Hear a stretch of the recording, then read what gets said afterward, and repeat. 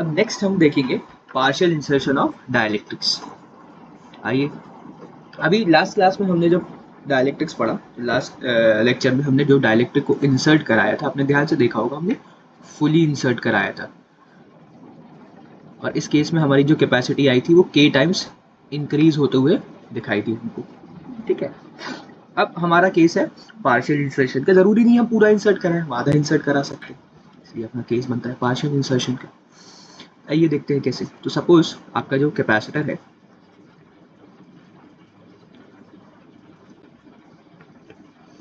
Is connected to battery. अब इसमें हमने पूरा डिस्टेंस d लिया है। सपोज आधे डिस्टेंस में, या जो भी t डिस्टेंस में हम मान लेते हैं, t थिकनेस का एक अपने इस तरीके से कैपेसिटर इंसर्ट करा है, इसकी थिकनेस कितना है, t, थिकनेस आपका t है, ये थिकनेस। ठीक है, ये आपका कैपेसिटर जिसका डाइलेक्ट्रिक कांस्टेंट k है। ठीक, ऐसा इंसर्ट कराया आपने।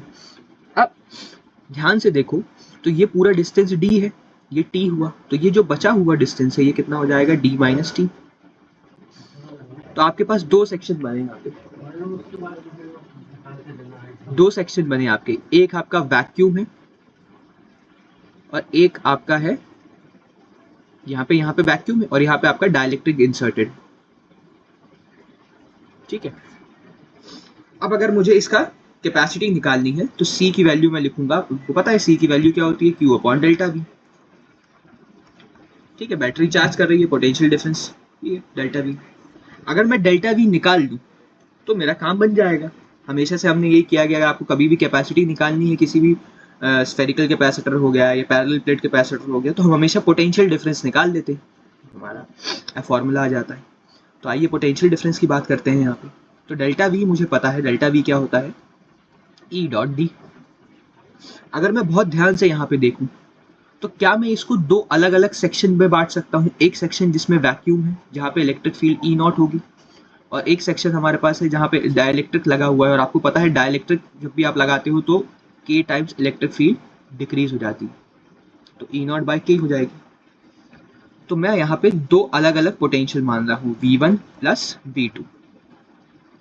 तो V1 के लिए मैं यहाँ पे लिख सकता हूँ, V1 के लिए वैल्यू कितनी हो जाएगी, यहाँ पे देखेंगे ध्यान से, तो E naught dot D minus T, क्योंकि इसके लिए थिकनेस जो है वो d minus T, plus V2 के लिए जो वैल्यू हो जाएगी वो हो जाएगी ई नॉट बाई के इंटू मेरा जो थिकनेस है वो कितनी है, t।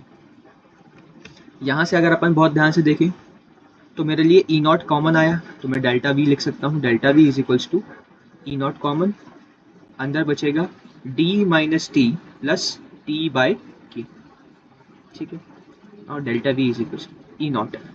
आपको पता है ई नॉट क्या है, E naught is basically electric field between the plates. तो बिटवीन द प्लेट्स हमने इलेक्ट्रिक फील्ड लास्ट केस में निकाली थी, sigma by epsilon naught, D minus T plus T by के। सिग्मा को हम ऐसे लिख सकते हैं, charge per unit area epsilon not into D minus T plus T by के। तो this is the potential difference for us. अब अगर पोटेंशियल डिफरेंस आ गया तो मैं कैपेसिटी निकाल सकता हूँ, तो सिंपली मुझे यहाँ पे सब्स्टिट्यूट करना है इस फॉर्मूले में।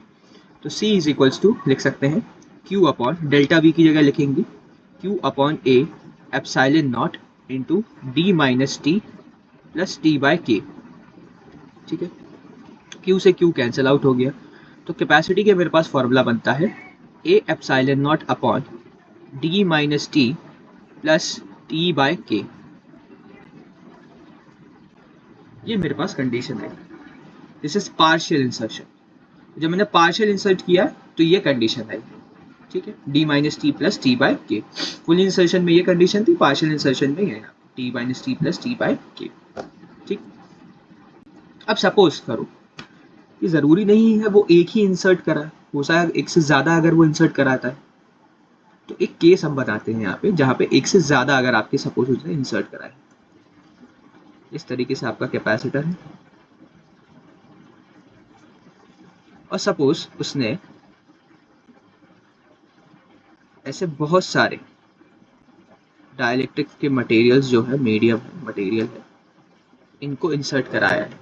इसको बोल दिया K1, K2, K3, thickness T1, T2, T3 up to Tn और ये बोल दिया अप टू Kn, ऐसे इंसर्ट करा है बहुत सारे छोटे छोटे materials.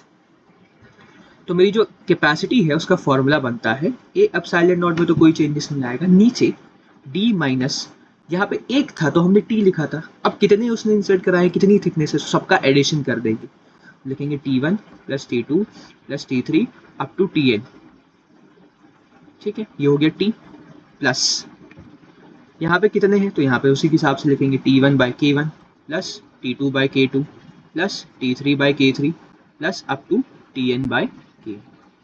This is the basically formula जब हम एक से ज्यादा अगर इंसर्ट कराते हैं, या इसको शॉर्ट फॉर्म में मैं ऐसे भी लिख सकता हूँ, A epsilon naught upon D minus summation of T I where I is from 1 to n plus T I upon K I summation where I is from 1 to n। अब एक होगा तो एक रख देना, एक t इज इक्वल टू 1 रख देंगे, दो होंगे तो दो, तीन होंगे तो तीन।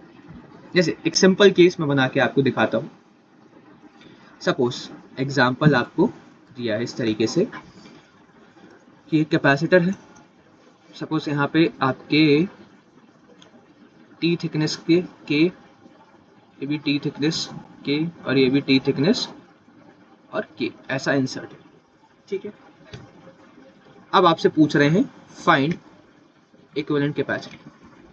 ठीक है, तो आइए इक्विवेलेंट कैपेसिटी का डायरेक्ट अपने पास फॉर्मूला क्या है, C equivalent is equals to A epsilon naught upon D minus summation of T plus summation of T upon के।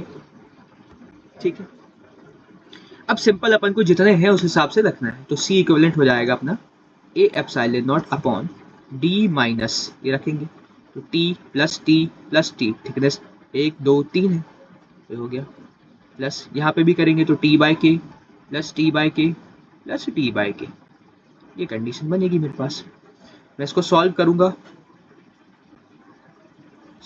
तो मेरे पास जो आंसर आएगा वो कुछ इस तरीके से दिखाई देगा कि C equivalent is equals to A epsilon naught upon D minus 3t plus 3t by this will be the answer. तो देखा, जैसे अपन जितने डाइलेक्ट्रिक्स वो इंसर्ट कराएगा उनकी जो भी डाइलेक्ट्रिक कांस्टेंट होगी उस हिसाब से अपन उनको टोटल ऐड कर लेंगे और डी में से सब्ट्रैक्ट कर देंगे। ऐसे केसेस आपके पास नॉर्मल देखने मिलेंगे। तो ये मेरा पार्शियल इंसर्शन है। ठीक है, partial insertion of dielectrics. I hope आपको समझ में आया होगा। अगर नहीं समझ में आता है तो एक बार वीडियो फिर से देखिए और आके क्लास में डाउट पूछिए।